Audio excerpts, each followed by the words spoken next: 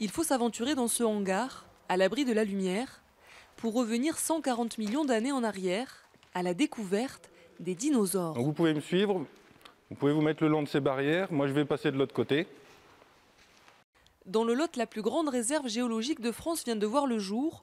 59 sites classés au total, répartis sur 800 hectares.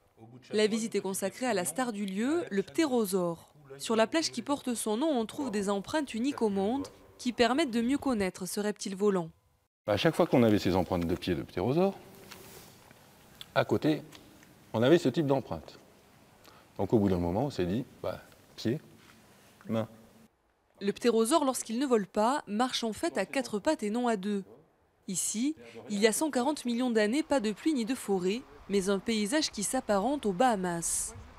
Du soleil donc, et une plage où les ptérosaures viennent s'alimenter.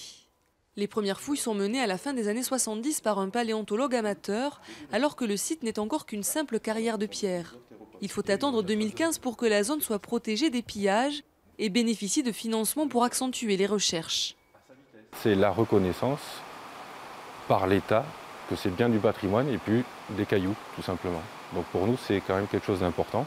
Ça vient concrétiser en fait un peu plus de 20 ans d'années de travail scientifique sur ce site. Les touristes qui s'aventurent sur les lieux sont ravis de la visite. Les dinosaures, tout ce qui est préhistoire, c'est toujours fascinant pour moi et mes petits. Donc c'est vraiment impressionnant, même si on voit que des traces minuscules, ça fait quand même quelque chose à chaque fois. Et on habite au Zimbabwe et mon petit bonhomme passe son temps à faire des safaris où on repère tous les animaux, toutes les traces de pattes. Il est fou de dinosaures, donc c'était parfait pour lui de pouvoir identifier les traces de pattes de dinosaures.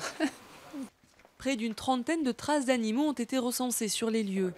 Le classement en réserve naturelle offre un financement de 100 à 120 000 euros par an, de quoi découvrir peut-être prochainement l'existence de nouvelles espèces. Est-ce que ce grand truc, c'est un doigt en fait ?